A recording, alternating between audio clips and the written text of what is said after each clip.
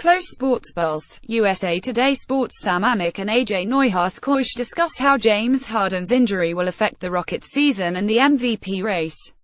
USA Today Sports. This stuff used to stay behind closed doors.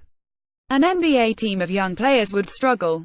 The parents of these promising prospects, still making that adjustment from supporting the little ones from AAU to high school to their short college careers, would all learn the hard way that their voices didn't matter anymore when it came to the pros.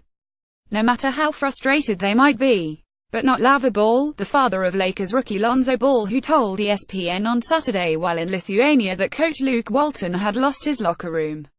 And now, with the Lakers having lost 9 consecutive games and 17 of the last 20 while falling to 11-27 overall, this stuff is becoming the kind of distraction that might force the team's brain trust to answer the question that just won't go away: how long will they be willing to turn the other cheek? The internal dynamic there is a human element to this equation that shouldn't be forgotten, with people like Lakers owner Jeannie Buss, president of basketball operations Magic Johnson and general manager Rob Pelinka in charge, who have been extremely patient to this point. They heard all of LaVar's early criticism about how Lonzo was being used, then asked him during a late November meeting to be mindful of how his non-stop candor might impact their group. Luke Walton responds to LaVar Ball's allegation that he has lost the locker room. "I would disagree with that," he said. pic.twitter.com/dimju1nekiv Bill Oram at Bill Oram January 7, 2018. But that method clearly hasn't worked, and it's safe to assume that this whole lot of accomplished proud folks, Buss, Johnson, Pelinka, and Walton himself, are tired of being questioned by the most outspoken parent in all of professional sports. Especially since Lonzo hasn't been able to play up to the endless hype that LaVar played such a big part in creating. LaVar Ball, Lakers don't want to play for coach Luke Walton or vote, predicting the NBA All-Star teams, starters, reserves and snubs. But conclusions. Jimmy Butler will earn MVP votes, Bradley Beal will be an All-Star, so what, if anything, might be the ripple effect of all of this? That part remains unclear, but the notion of all of LaVar's noise about Walton leading to the coach demise is extremely unlikely. Not only is he in the second season of a 5-year, $25 million deal, but the Lakers, who have changed coaches 4 times since May of 2011, have learned the hard way in recent years that coaching changes aren't a magic elixir to all that ails them. In lieu of that, all the Lakers are left with is a whole lot of unnecessary negativity that could do damage beyond this season. The bigger picture imagine being LeBron James right now, seeing all these headlines about discord in Lakers land and second-guessing that notion you had about signing there in free agency this summer to be the hoops savior.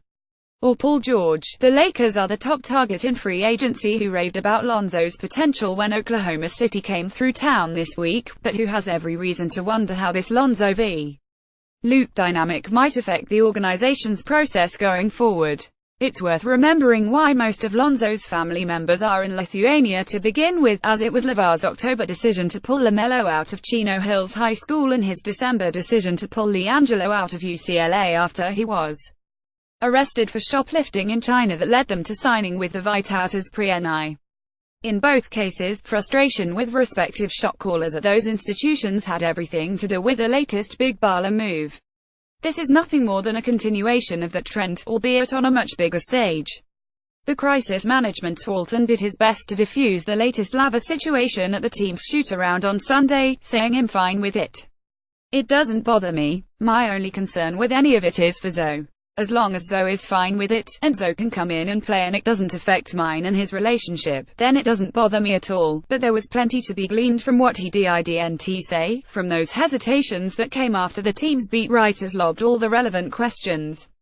There's simply no way this isn't affecting their relationship now, and Lonzo's tepid responses on Sunday surely won't do much to help on this front. Lonzo Ball on whether he is happy with Luke Walton as Lakers head coach. "He'll play for anybody." pic.twitter.com/9scriptio Bill Oram at Bill Oram January 7, 2018. When asked if he liked playing for Walton, he simply said, "He'll play for anybody." When asked if he needed to ask his father to tone it down, he said, "He's a grown man. Like I said, he's going to say what he's going to say. I can't do nothing about it." When asked if he would need to discuss the situation with Walton, Lonzo said, "Luke can come up to me and ask whatever is on his mind. But he knows I'm ready to play. That's all I do is play. He came up to me one time in the past to discuss the LaVar situation, to make sure I was cool. I told him it didn't bother me at all, yet at some point, this will bother the Lakers enough to do something about it. What, exactly, remains to be seen. Follow USA Today Sports' Sam Amick on Twitter.